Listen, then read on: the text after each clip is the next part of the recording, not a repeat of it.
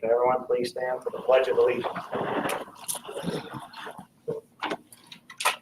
Pledge allegiance to the flag of the United States of America and to the republic for which it stands, one nation, under God, indivisible, with liberty and justice for all.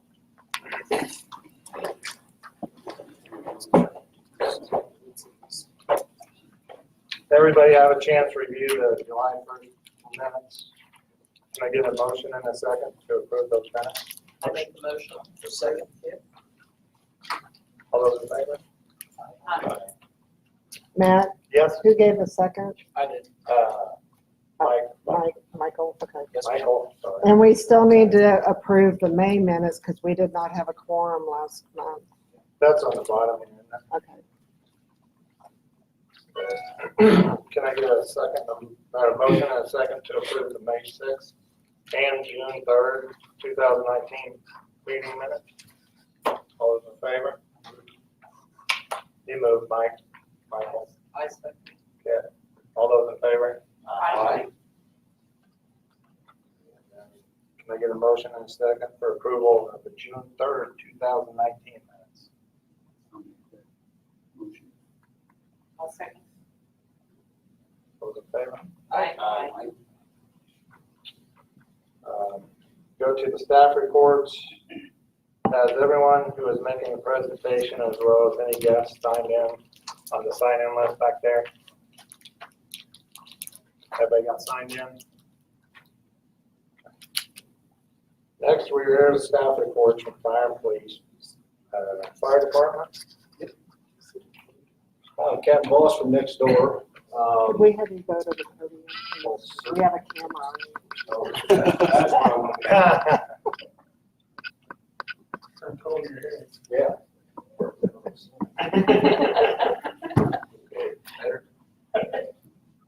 Good picture. you. Yes, beautiful. Mainly we're here upcoming fourth. That's what we're worried about right now.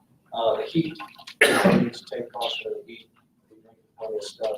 The third and the fourth, we're going to be out doing fireworks patrol.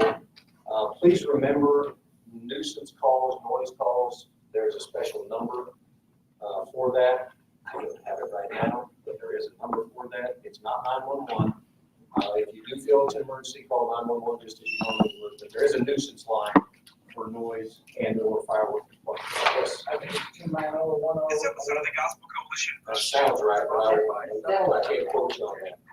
Is that right? 10-11, okay. And that's where you call, that's where most of the calls are going to go at night. Again, emergency calls, feel free to call 911. We'll be out. But we will be out. There's going to be people riding with the police department or them riding with us. I'm not exactly sure how that's working.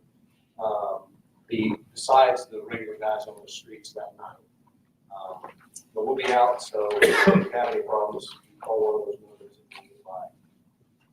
Other than that, really it's just heat. The heat came on strong. You know, we didn't have a little buildup like we normally do, so we are getting a lot of heat-related emergencies right now. So just be careful of that. If you know somebody that's not looking normal to you, call, because it comes on and jump at you really quick. Other than that, that's about all we got today, if there's any questions. Are there any questions from the board at this time? Any questions from the audience? Nothing. Thank you very much. Be careful. Thank you, you guys too. Good evening, Officer Rob Kemp from Patrol South PD Policing. Just kind of touch on some of the numbers for DAB for the month of June. Robberies, we're up. 3 of those were individual robberies. There was 1 previously in the month of May. Burglaries are actually down several. 23 residential burglaries within the district and 13 non-residential, which the non-residential could be unattached shed or garage or a commercial business, both in the same category. Auto thefts were slightly up to 40 from 32, and the biggest drop is the larcenies from autos, and then it's down from 107 down to 83. So usually larceny from auto is the biggest issue that we see citywide from all the bureaus. Another topic I'm going to touch on is the homeless outreach team. Kind of give you some idea what those guys do. The team is assigned to Patrol South. There's 3 officers. They were created in 2013. Since that time, they've handled 4,122 911 calls. So those 3 guys work very hard every day to address homelessness in the city of Wichita. Each year they do a survey, and what they've seen thus far since they began, they've had an 86% decrease in chronic homelessness in the population in Wichita since it's created. So they basically work with the homeless, try to get them into housing, job programs, things like that. So Wichita is actually a model city when it comes to that particular program. Other cities come here to visit Wichita Police Department and see how we're doing that program. They go back home, set it up in their own city. So it's a good thing that they're doing. Anyone have any questions regarding Patrol South or?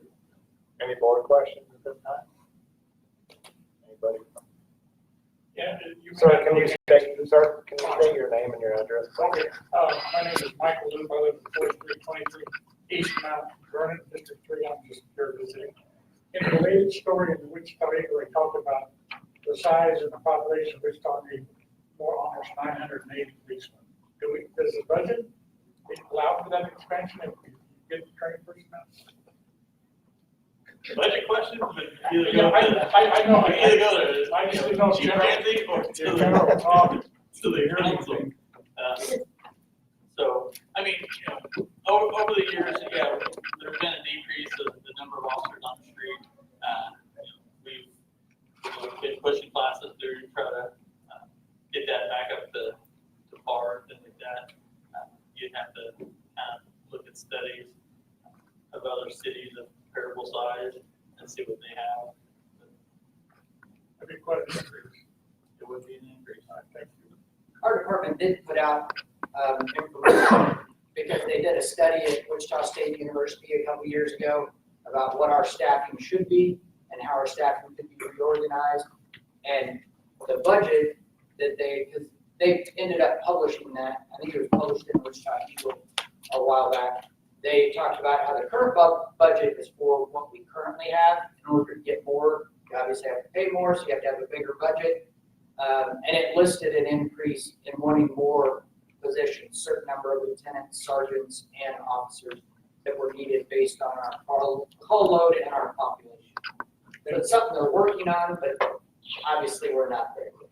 Thank you.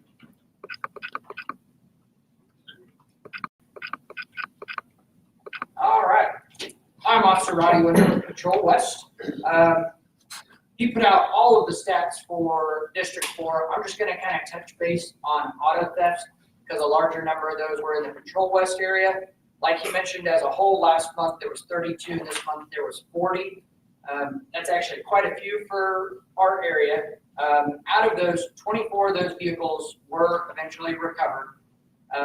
10 of those vehicles were left running. So right there, that's 25% of those could have been completely eliminated if those people hadn't left them running. And they were left running in a variety of places. Some of them were left running in quick shops. Some of them were left running in driveways, a school, just a variety of places where people said they were just running in for a minute. And we know just from cameras that we've seen, like at Quick Trips and stuff, there are people that sit in cars for hours waiting for that person to pull up and leave the car running. And then one person gets out of their vehicle, gets in that car and drives off, and then the other car drives off. You know? So it's something these people plan on doing. So don't make it easy for them. And if you see people, and it doesn't matter time of the day, morning, evening, night, if you see people in your area that don't look like they belong there, make sure you give us a call. That way we can come in contact, and that can help eliminate a lot of these thefts that we're having. Because we don't have people here that are, gone in 60 seconds kind of things, where they jump into a locked car and steal it and drive off to Kansas City and sell them or something. It's usually people that are stealing cars to get from one side of town to the other side of town. And they're stealing the easy ones, the ones that people leave running. So, and out of all those, we had one arrest. So out of the 40 that were stolen, we had one arrest that was made on West Side from the name Digital. Anybody have any questions regarding Patrol West? Officer, I saw in the Nextdoor app earlier this week, last week, some car break-ins in our neighborhood. And someone alluded to the fact that the criminal may have been using some sort of repeater for opening garage doors that are in locks on cars that pings off of heat fobs and whatnot. Have you heard of such a device? I have. Actually, it's been a while ago, but our theft team sent one out. I would be extremely surprised if somebody around here was sophisticated enough to have that. I thought so too. What they showed to us was it is a small device called a repeater. They found out about it. I think maybe it was from another department. I think maybe California, where they were using it. So basically, what it does is it just extends the range of what your keys are. So if your keys are in your house, you can probably not just walk up to your door and open it. But if I put this repeater halfway between where your keys are and your car, then that allows the signal to be extended. So now I can open it and even start your car through the use of that repeater. So that was something that they put out. I know they put that out, I'd have to guess maybe like 8 months ago or something like that. But as far as I know, nobody around here has ever been caught with one, at least that's been brought to us. And usually if one of the detectives or somebody finds something like that, they put it out to the whole department. And I haven't seen anything like that. It surprised me as well, but like I said, it was out on Nextdoor. I'm not even sure the people reported it because I didn't see any crime reports or anything like that for it, but they might have used that device. Yeah, and those devices usually aren't very cheap. Sure. So most of the time what people find in cars isn't real expensive, so I would be surprised if somebody who their job is breaking into cars would spend the money to get a device. Fair enough. Yes. Out of you said one arrest out of the 40, is that person responsible for more than one theft, or? We don't know. He was arrested in the vehicle. So he didn't admit to stealing any others. But that's a good question though, because sometimes people steal multiples. Yeah. Anybody else? Thank you. Thank you very much. Now we will hear from Robin Bell. She's the manager here at the Alfred Land Library Branch. Right. Like I said, I'm Robin Bell, manager here at Alfred. So for the library report, our summer reading program continues for another 25 days until its conclusion on July 26th. It's not too late to sign up if you are a baby through 17. So there's still lots of prizes available. On Saturday, July 13th at 2:30, pop artist and author Michael Allwright brings his modern pop art experience to the Alfred Branch. Albert is known for making detailed and colorful collages out of cereal boxes and other cardboard packages. He will lead an afternoon card making session for ages 9 to 17, and parents are welcome to join in. Participants in the 2-hour program will listen to a short presentation by the artist about his life and work, then have a chance to create their own collage using the same materials. All of those who make a collage will receive a free signed poster and compliments of the artist. So we ask that you please register online at wichitalibrary.org or at any of our circulation desks, and that just helps them prepare supplies so everyone can make their collage. And it's Saturday, July 13th at 2:30 p.m.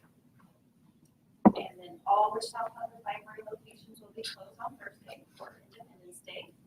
We are back to our regular operating hours on Friday, July 5th. And then just our statistics from last month, our circulation count, so the number of items we checked out for June was 13,000 items exactly. And then our gate count, the number of visits we had for June was 8,120. Any questions? Anyone in the data have any questions? Anyone from the public? All right, thank you very much, Rob. Next up, we'll go to public agenda. If there is any individual who would like to speak on a public agenda item prior to the meeting, or they may speak at this time unless it's one of the cases being presented denied. So if you do have something, please state your name and address for the minutes.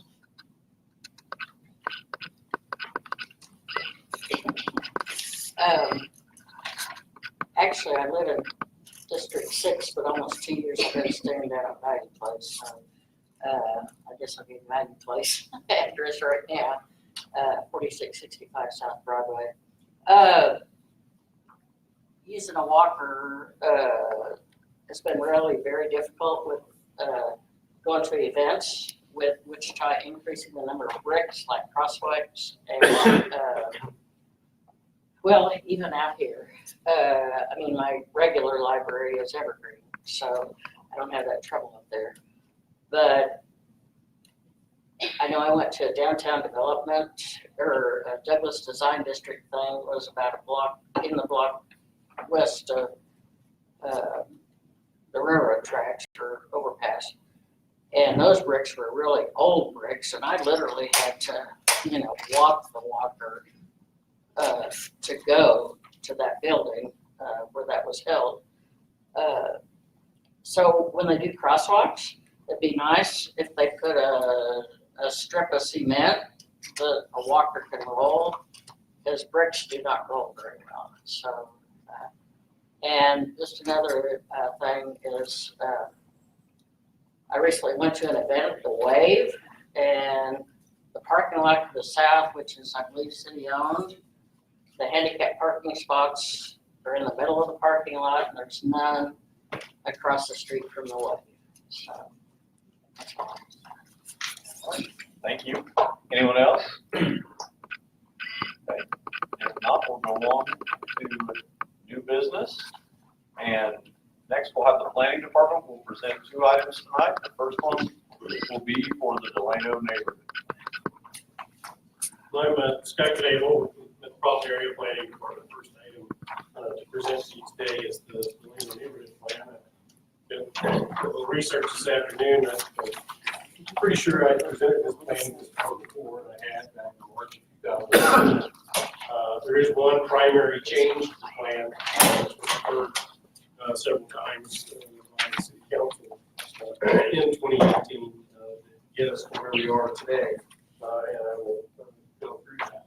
So the Delano neighborhood plan was originally adopted, I believe, in 2001, and the process to update that plan began a couple of years ago with the appointment of an advisory committee by the city council to come up with an update on the plan. You see that the plan itself has a vision to be for Delano to be a vibrant, historic, pedestrian-oriented urban district that offers kinds of amenities to people that both live and visit the neighborhood and the broader community as a whole.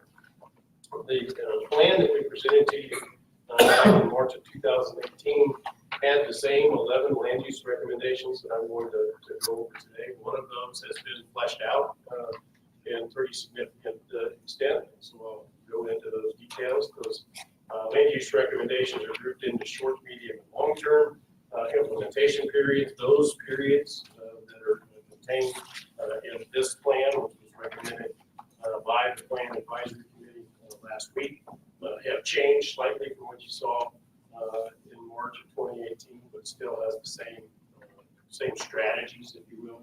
And it's intended to act as a guide for Delano over the next 15 years. The short, medium, and long-term strategies are kind of grouped into 5-year increments.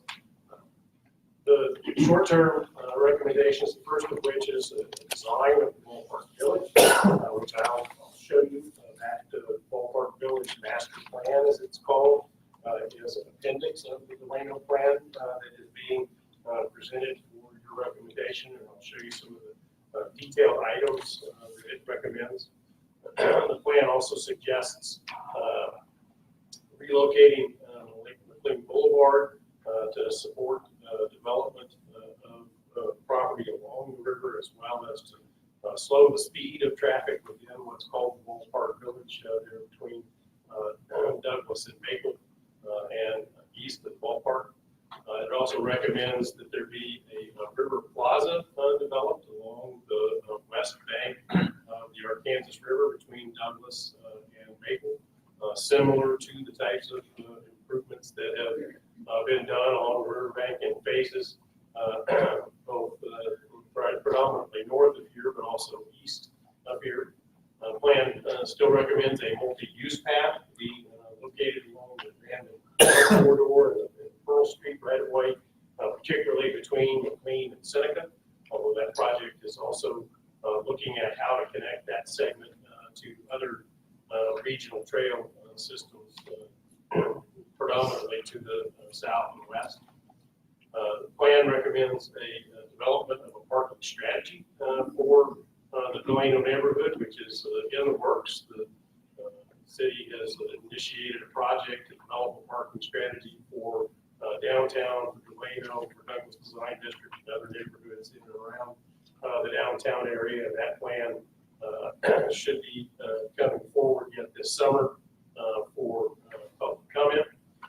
The plan recommends developing a future land use strategy, which frankly the neighborhood needs updating. The particular the Delano overlay that is contained in the Unified Zoning Code today is kind of a one-size-fits-all recommendation in the neighborhood that really has a variety of sub-districts that should be treated differently and provide for unique guidance for neighborhood design based on the context in which the property is developed. So this is something that, if this plan is adopted, we will proceed forward with both developing a future land use map as well as amendments to the Delano overlay we bring to this group for review in that process. The midterm recommendations for things that would occur in the 5 to 10 year period are to continue the Douglas streetscape west of Seneca on west to Meridian. The proposed capital improvement program contains funding for that based on the fact that this plan has recommended that. I believe in 2026, if I recall the timing of it. Plan also recommends establishing a neighborhood marker system to provide information to visitors to the neighborhood about the various locations that are in the neighborhood for people to visit. Recommends figuring out a way to address some of the difficult housing conditions that occur on some of the homes in the neighborhood and some of the problem properties, which I know occurs all over the city, and I heard conversations about such things in other locations prior to this meeting. So this is yet another neighborhood that has an interest in doing that. The plan recommends constructing a pedestrian bridge to connect the Ballpark Village to the Century 2 complex. It recommends that as a midterm project, recognizing that really there are a lot of unknowns about what Century 2 will be in the future, and having those decisions made before designing and building a pedestrian bridge to connect to that east bank of the river is what this plan recommends. And then the one long-term recommendation that's contained in the plan, so something that would occur in the 10 to 15 year time period, is a recommended development plan for the Hanley corridor. The predominant feature of which would be making a connection to the neighborhood, a pedestrian connection, pedestrian and bicycle connection to the neighborhood from the Keeper of the Plains statue and the 2 pedestrian bridges that are there. Right now, there is no real direct connection to that major amenity to this neighborhood except by automobile. And for anybody who's been there, there are a lot of bicyclists, a lot of pedestrians that go to that facility when the weather is nice. And so this plan recommends that. So the final piece of this, and this is what we've really been working on since I was last year talking about this plan with you over a year ago, is this Ballpark Village Master Plan, which is intended to be a signature destination on Wichita's riverfront that will be an economic stimulus and create the quality of life amenity for the community that is based not just on baseball, but on public gatherings and other types of events. This doesn't show up real well, but this is a dark red outline is the area in which the Ballpark Village Master Plan is located.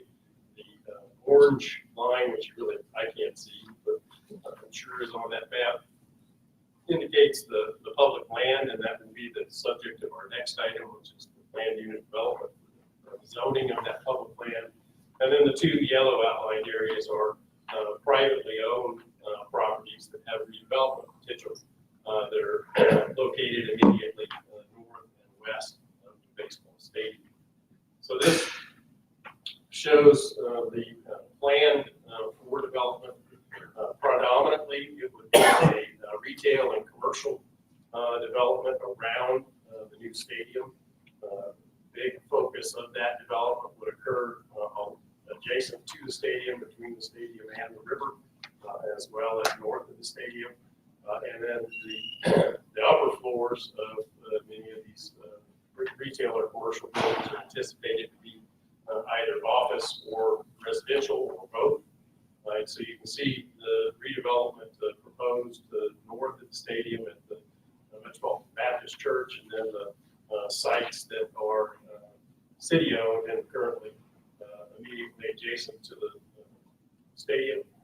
This is the parking plan, which doesn't show up very well on this screen, but there are a dozen or more P's in a circle that identify either existing or potential parking locations, and then there are dashed red lines that show how you would walk from those locations to the stadium.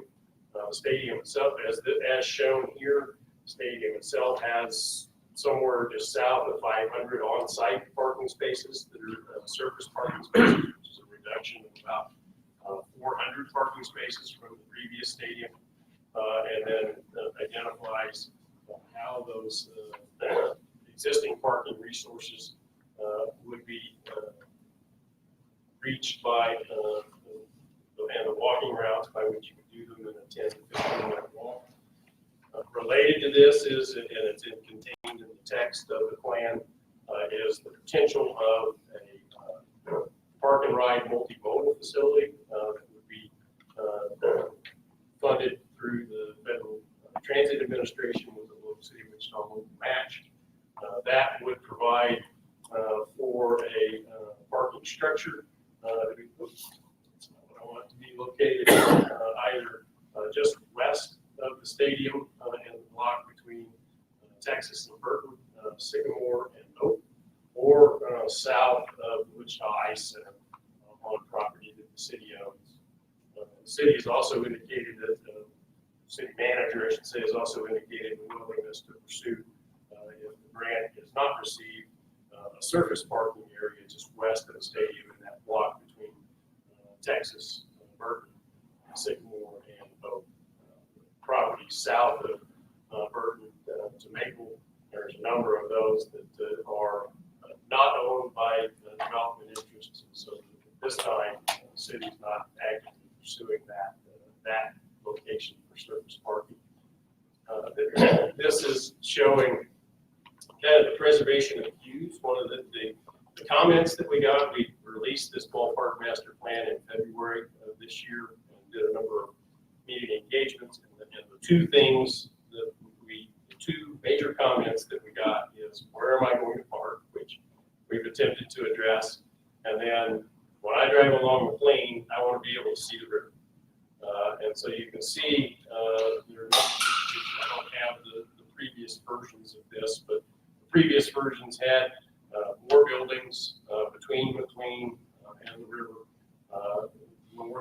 Texas alignment. And then, so this illustrates those places where there would be river views from McLean Boulevard, kind of an extensive stretch of open public space between the extension of Texas Street and Douglas Avenue, as well as recommending preserving some views from McLean through the private development that's proposed to be located on the east side. And then this shows how this development would be pedestrian oriented. The red or pink color is what is called the primary active edges. Those are edges of development that are intended to invite pedestrians into buildings by having open windows, patios, the types of things that you would see along the Douglas corridor immediately north of this site.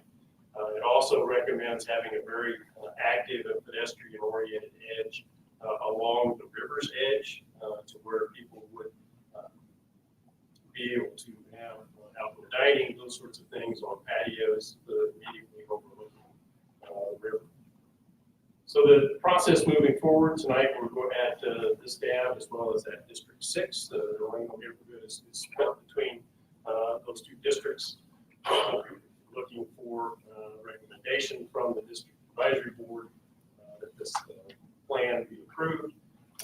The Planning Commission is going to consider this at their meeting on July 11th, and we're looking at moving forward to the City Council on August 18th, as well as the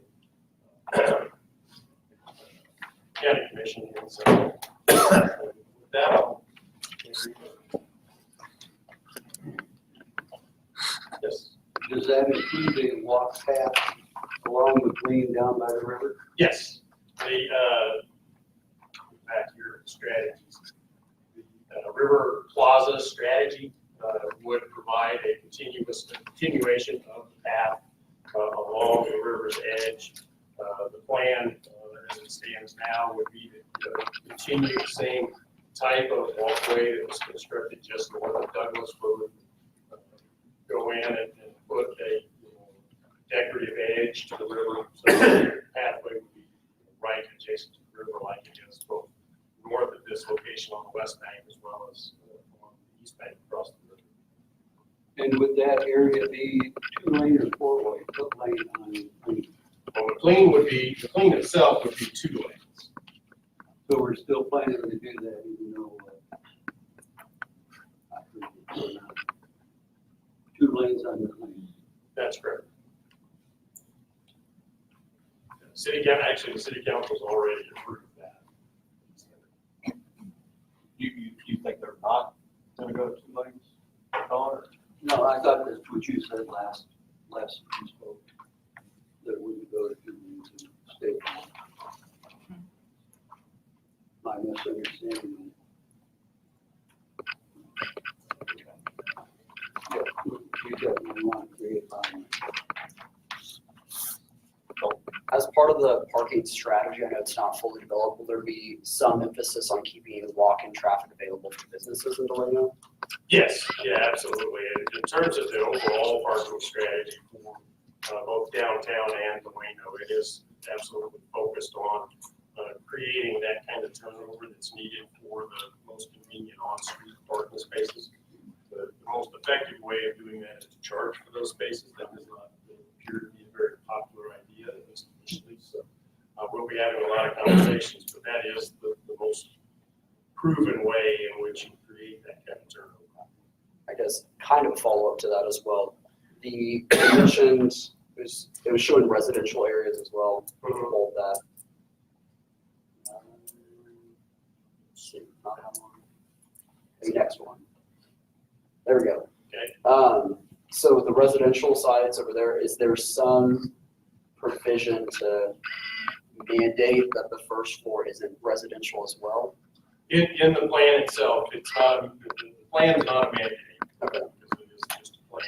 Yeah. Kansas plans have the force of law and are not mandated, but there are guides. And the guidance is, yes, that the first floor should be active commercial uses, and if they're not, any sort of residential or office use should still be designed in a way that provided for pedestrian interface. So is there still a possibility that somebody could come in and make that entire complex residential, including the first floor?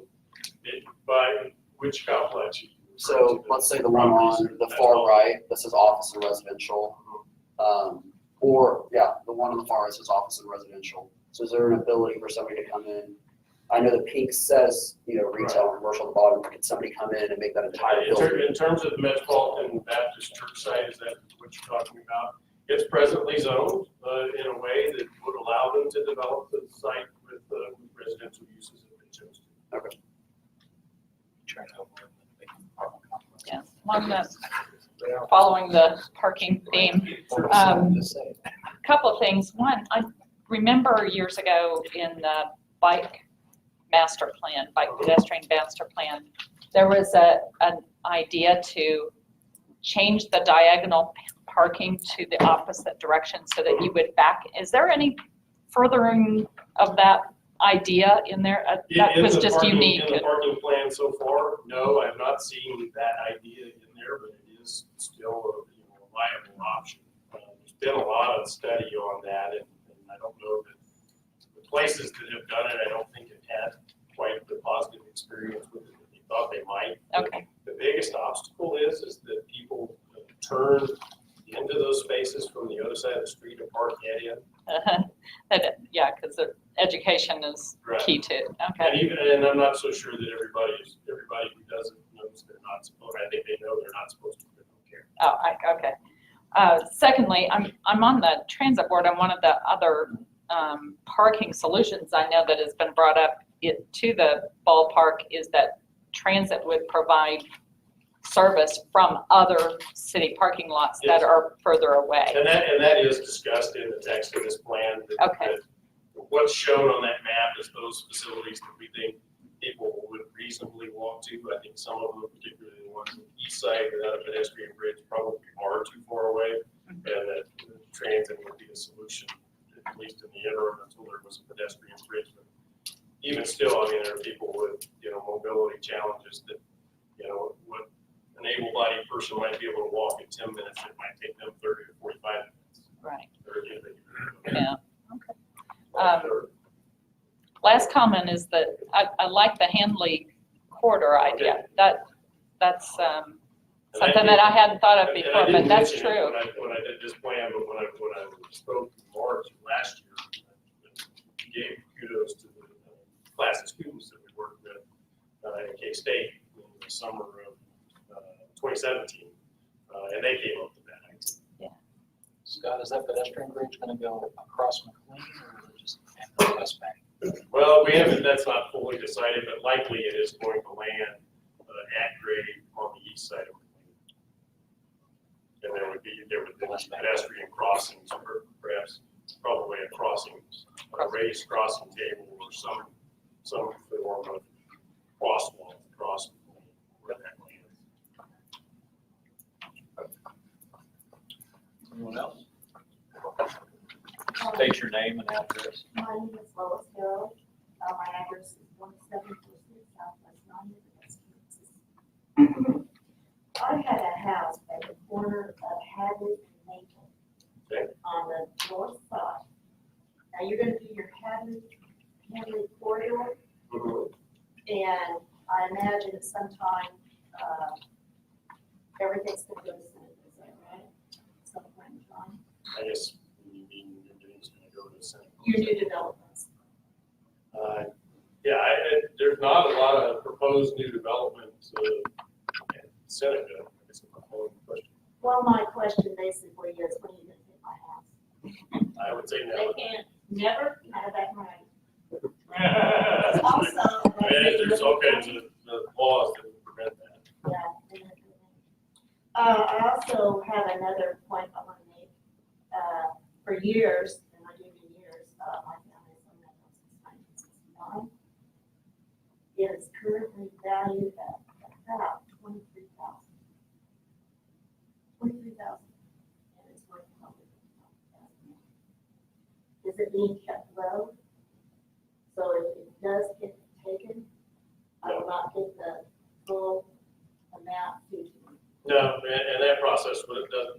eminent domain is limited to acquiring properties for a public purpose like a street. And the process doesn't work that way. It's not based on the appraised value for taxation purposes.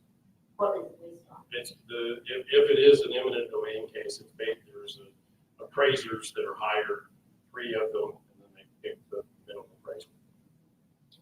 And you don't have any 10-year plan for that? No, there is no plan to acquire people's property, except from oil and sand. Okay, so the Hadley corridor, it's just, what is that? The plan for the Hanley corridor is to extend a sidewalk across the and then hopefully that will create that connection to the Keeper of the Plains and would promote development of some of the vacant sites that are located along that. So it wouldn't interfere with any housing in that area? No.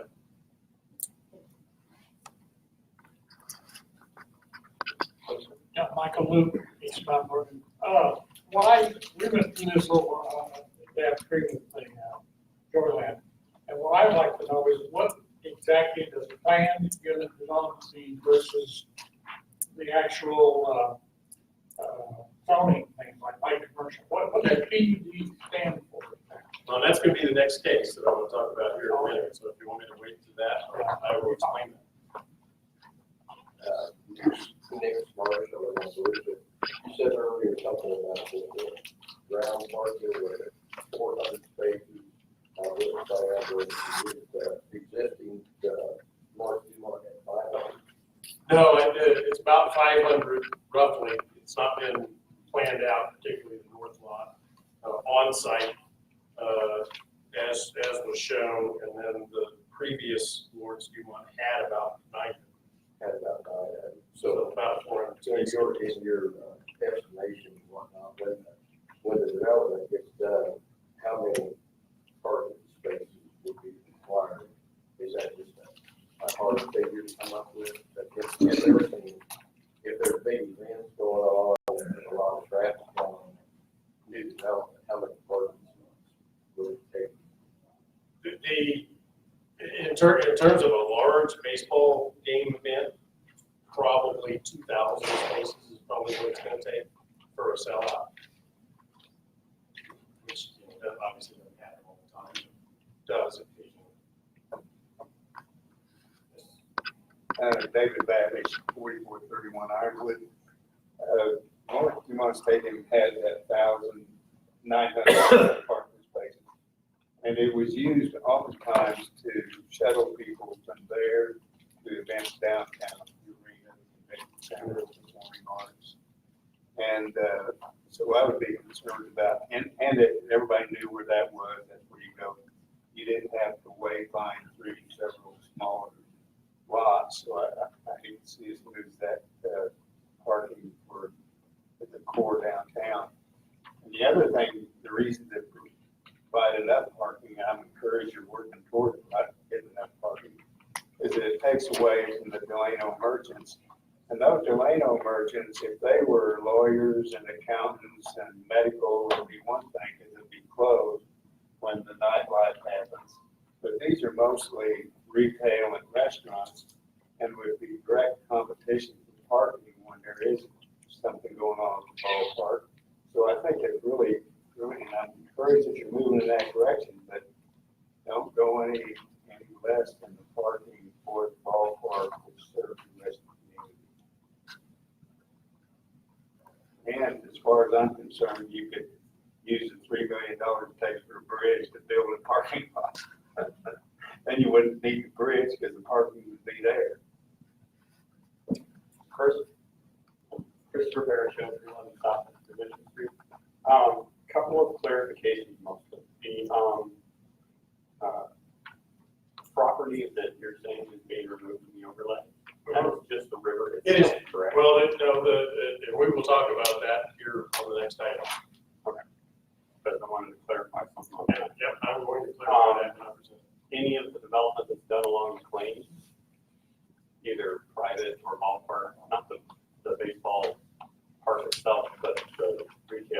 that should fall underneath the overlay as well as part of. That's, again, I'm going to cover that on the next item. Okay. And I think that's about it then, since it's on the next item. Okay. One in the back. Hi there.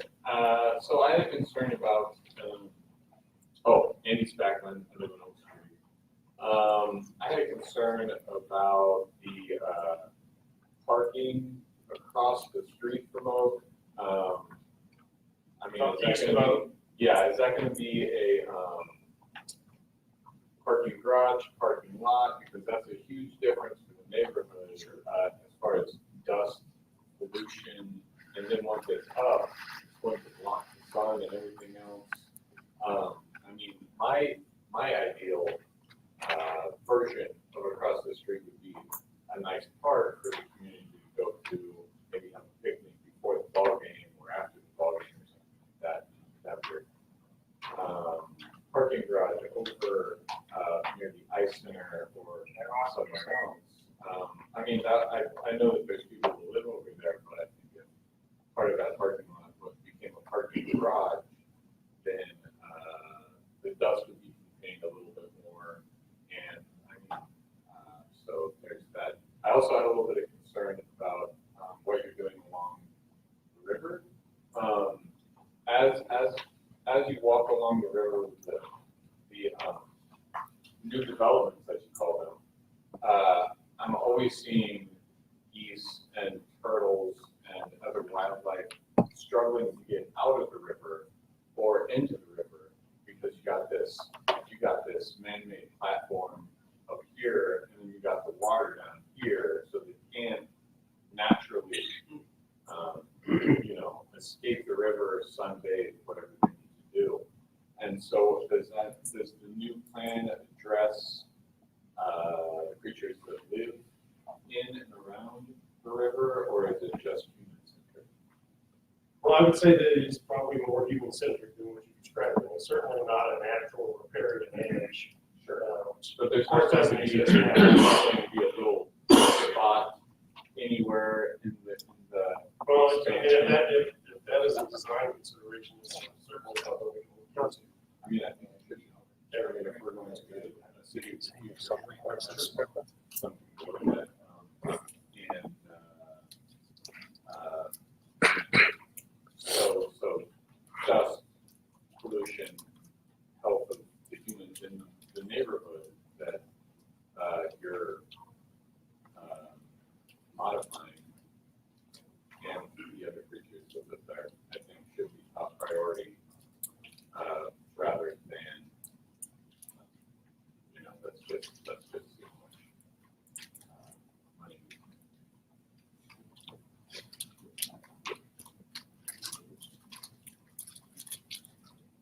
Carolyn Lindsay, 4025 North Jasmine. I'd like to echo what was said about Lawrence Dumont being a wonderful place for parking congregation for events everywhere where it was centered around downtown, that people could know where to go, they could have easy transportation. I think to parcel out the parking in little spots is going to be harder for people to find it and get to where they need to go. And I agree with what was said earlier, that money could be better spent in some sort of large parking establishment where people can know this is where they can go. They don't have to try this spot, oh, that's full, go to another spot. Also, in a lot of your things, you had said that you want Delano to be pedestrian oriented. To me, part of the pedestrian orientation in Delano is you can go eat somewhere, and after you eat, you can stroll up and down the street. And if you are plugging a meter, and the amount in the newspaper is quoted as 75 cents an hour, you're not going to be strolling and patronizing some of the little shops. So I am really concerned about parking meters, and yet if there aren't parking meters, where are people? People are going to park there and fill it up. So I really think we need a larger parking establishment where the people can congregate for parking. Sarah Marshall Oak Street. So To go back to where the garage might be located, could you explain why, my understanding based on reports is that the site that the federal grant named a location for said garage was north of the stadium, and it was decided that that was bad because it might have a negative effect on basically the developer's goals there, is that correct? That's correct. And so the two sites that are being considered in replacement would be existing city-owned land to the south near the ice center, and then privately owned land to the west, encroaching more into residential neighborhoods, as you described. So, A, what are the developers' concerns, and it sounds like they might be trumping residents' concerns. And B, why would the existing city land to the south not be the only alternative? Why is that spot encroaching onto residential to the west being considered when you would have to acquire new land on it as a municipality? Sure. So first answer, the issue of the site north of it is that the stadium developers are required to develop a certain amount of development in order to make the funding of the stadium work. And they're concerned that if the majority of that site is a parking garage, they're not going to be able to accomplish that. And they're contractually obligated. Related to why we're considering the block there between Texas and Burton is this lady's concern about there needing to be parking that is located in close proximity to the Douglas corridor to supplement what is a parking shortage for those businesses that are located along there. Where that parking would be located south of the ice center, we don't feel like people who are using the businesses, or going to the businesses along the Douglas corridor. It appears to be under development, so maybe that answers this question, but what about that kind of untouched land north of Douglas? That basically between the library and the Douglas. Yes, that property is already sold to private development. As has the land that you're talking about, that is sold to private developers. Which land? Between Oak City Road and Santa Fe. Well, the difference is that it's not been sold to a developer. The developer has acquired it from other private properties, or private parties. The property north of Douglas, the city sold through a request for proposal process to a developer, and they have the development rights by contract with that. Well, the last thing I'd say is that one of the points here about how to guide the decision-making recommendations is number 3. The requirements should mitigate detrimental effects on nearby residential properties, and I would put forth that unequivocally a parking garage in that site west of the stadium would create immense detrimental effects. And what you're referencing is a zoning case, which we will talk about next, where was there to be a parking garage built in that block between Texas and Burton, there would be a zoning case related to where that would be considered in this case.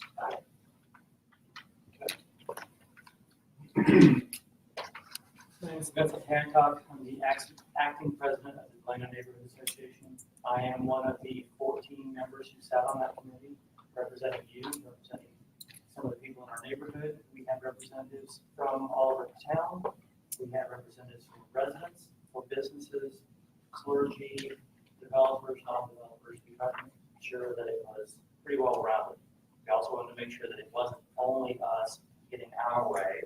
There were room for compromises, but as any plans can be put together, there's not going to be any way to make every possible person happy. Do want to make sure that I specifically thank Jeff Lublock and Bob Blake. We had some concerns a week and a half ago that didn't quite run right. They got some meetings together so we could ask some questions and help reiterate our concerns to our electeds and to the planning staff. And that worked very effectively, and that's why we got to the point where we were able to pass this last week. I do want to say, relative to a couple of concerns, we heard from multiple city staff members that there was no desire to do any eminent domain of properties that were currently owned by homeowners who were happy where they live, who may have just spent a lot of money to remodel their house and want to live there through their golden years. That's going to be supported by our city. These other properties, people had either an empty property or blight property, a developer came along, offered them, if what it was worth, more than it was worth, and they said, fine, you can deal with it, I don't want it. So that's something that they're being willing to work with. And if anybody's got any questions about our process over the last year and a half, how we arrived at this plan, I'd be happy to answer any questions. I don't claim to know everything that's in the plan by heart, but I've got most of it stuck in there somewhere. Thank you. Hey, Vincent, those are better than Any other questions? Motion to approve. Second. Michael, second by Dalton. All those in favor say aye. Aye. All opposed? How many? 7 yeas. Motion passes. The next item, again, I'm Scott Knable, to the Metropolitan Area Planning Department. The item, next item on the agenda is a planned unit development, which is a question about what is a planned unit development. What a planned unit development is it is a tailored site-specific zoning district that establishes the zoning rules for that property. And the only zoning rules that exist for that property are those that are contained within that planned unit development document. And that document typically does, and in this case, it does as well, reference the Unified Zoning Code and how the Unified Zoning Code would treat certain uses, development standards, those sorts of things. But when you look up when you look on the zoning map, it will not have one of our base districts like limited commercial or general commercial. It will say the zoning of this property is planned unit development number 61, and there's a copy of that document that I see people have in front of them. The other question about this is after this zone planned unit development, will this property remain in the Delano overlay zoning district? And it will not. The rules that are contained in the Delano overlay district for things like architectural design, signage, those sorts of things will be replaced with those same types of rules tailored specifically to this ballpark village. And so that Delano overlay will not apply to the part of the property that will be the planned unit development number 61. We are also removing it from the Arkansas River because from a map standpoint, it made no sense for the Arkansas River to be so just the Delano overlay, because the Delano overlay is a supplemental overlay to a base zoning district. There is no base zoning district in the Arkansas River, nor is there really the ability to use the land there. It's not land, it's water. So those are the two things that we're proposing to do today with this Delano overlay district, or excuse me, with this planned unit development. The planned unit development addresses the types of uses that would be allowed, how the site would be required to be landscaped, where building setbacks would be located, and they would predominantly be no setbacks. And in fact, much of the recommendations of the plan was just recommended for approval, recommends that buildings be built to the sidewalk line as opposed to having setbacks, with the exception of those areas where we are trying to preserve these view corridors that are shown here. There are restrictions on signage. There are requirements for parking, although there is no required vehicular parking. There is required bicycle parking. There's a requirement that there be one bicycle parking space per 50 linear feet of frontage for each lot. There's restrictions on architectural design, requirements for site circulation and pedestrian plans for the stadium itself, as well as the surrounding sites. And then there's requirements for screening of things like mechanical equipment, loading docks, outdoor storage, trash receptacles, and so forth. The recommendation of staff is that the request for the plan unit development be approved.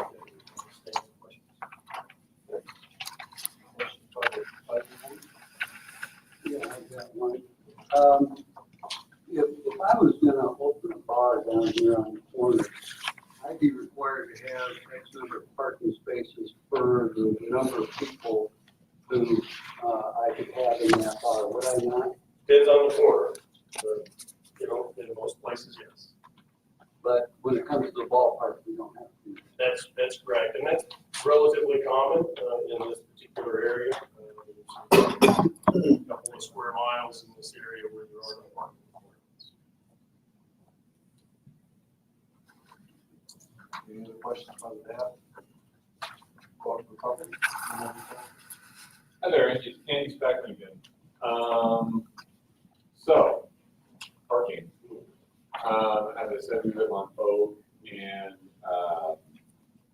fireworks for Riverfest, or it used to be, ball games.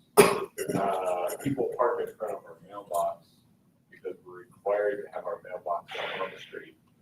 And sometimes the mail person will come by and say, "Oh, sorry, no mail for you today because someone's blocking your mailbox." And so, is that going to be addressed? As part of the parking plan, we're talking about the plans unit development now about the stadium site itself and zoning uses there. But as part of the parking plan that I talked about as one of the strategies of the Delano plan, looking at a residential permit requirement for that area is one of the things that's being discussed. So it won't be like a scenic curb or anything like that. You can't park there. Residents will have to. Yeah, it's most of the curves aren't painted because it's a maintenance nightmare and it's sure you can't keep up with it. But I mean, end up going away anyway. But there are parking distances. I think it's 8 feet from private drive. You're not supposed to park in. Typically, that's where people put the mailbox because you're not supposed to park there. But people do. My neighbor across the street from my house in Derby does it all the time. Okay. Well, I also had an additional comment. Particularly, many of our neighbors, the private organization that is buying up land in that area, many blocks from Texas to Sycamore, they bought up that whole thing, I think, except for a couple houses. And they basically came in and said, if you don't sell to us, the city's going to come in with eminent domain and take your house. And so they accepted this local offer. And now I'm thinking that these developers are going to just sell this back to the city for its song, perhaps the developers will make money. But recently, on our side of the street, one of our neighbors sold to this company through the same file tactics that they use to purchase the people across the street. So I didn't need an answer. I just wanted to make that public that it's nefarious and ill-suited that these developers are coming in and lying to people in that neighborhood to purchase the property for undervalued values. That's all.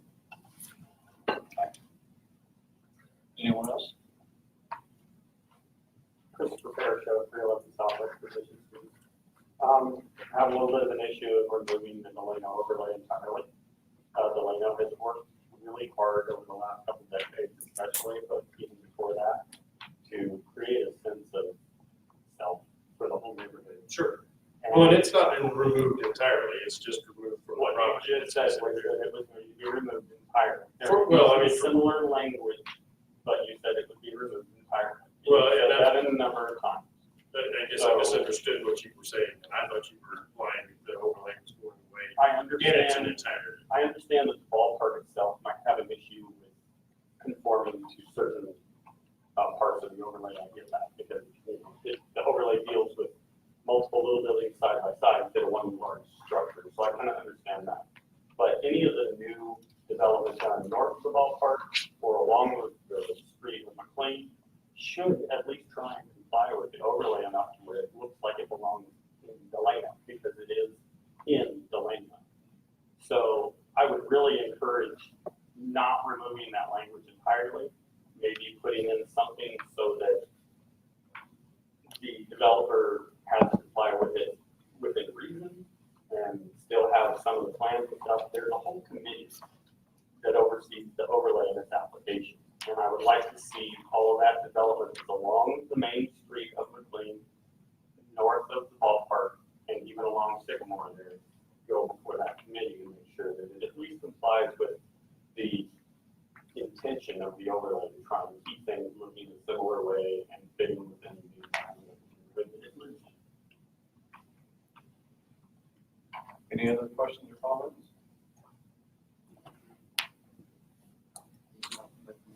You got one. Oh, I'm sorry. You referred to bicycle only spaces and, recently come up with a scooter plan, scooter go for bikes go.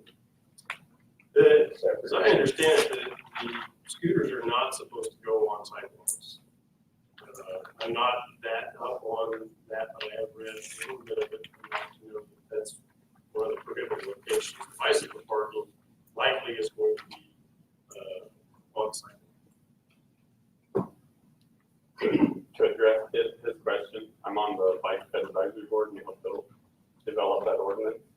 And the multi-use paths, scooters can go on, but sidewalks themselves are considered too congested for the scooters, so therefore they're not allowed on the sidewalks. They're supposed to go in the street or in bike paths designated for bicycles. And I don't know that the two operators, I don't know that they figured out exactly where they're going to put it. I was more concerned about where they park than where they ride. Sure. And I don't know that I have the answer to that. They're supposed to be designated areas where you can congregate scooters, so they're not a hazard to pedestrians. Nancy, you got anything for us? Not at that point. I just wanted to try to see what's going on now. You hear so many different things. Right. But we've been getting that a lot, like from some of our other DAB members that called in and asked, I think there's so much information out there, and Wichita Eagle's not always the one that has the most accurate information.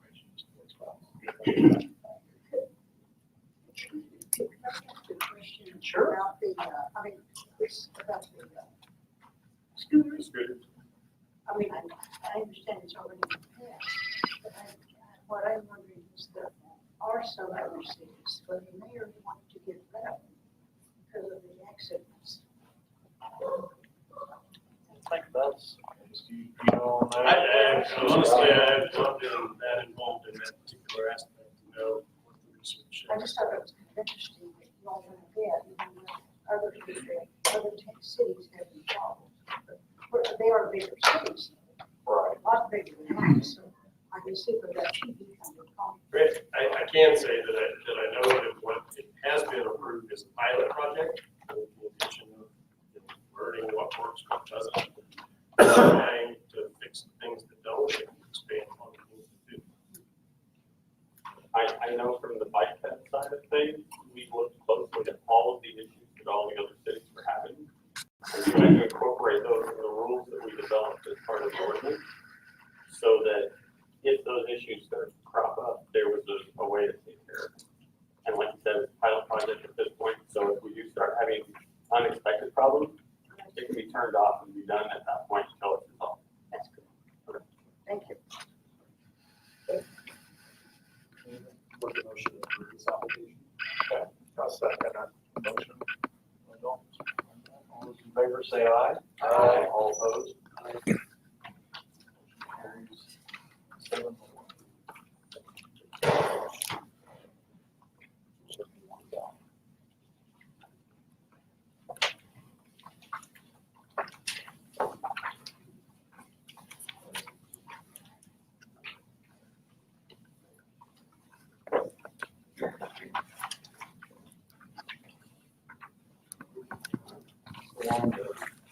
Becky, get some information on the budget simulator. I do. We'll pass those around and see if anyone's got any feedback. Yeah, this was kind of a last minute thing, so this was the only way I knew to put it on the agenda.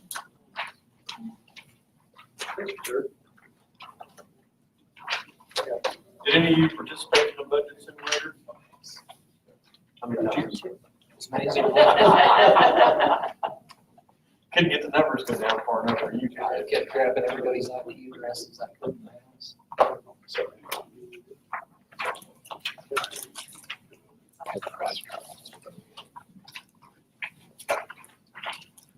I think one of the big takeaways I got is still everybody's at the course of fire first to the top.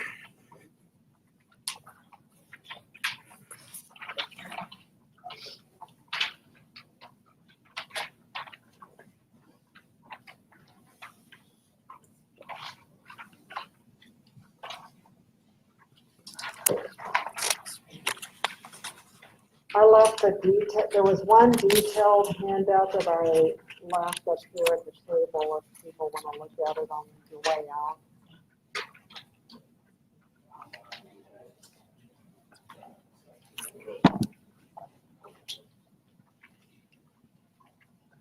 Does anyone else have any feedback to share or anything you'd like to say on that? Quick question, it could be on one of these pages, I forgot to again.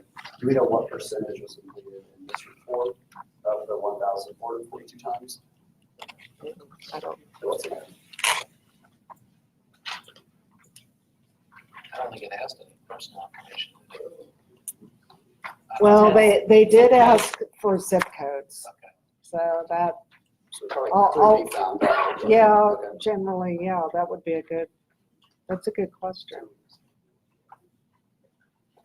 That's a shame, when you're 1,400 times. Yeah.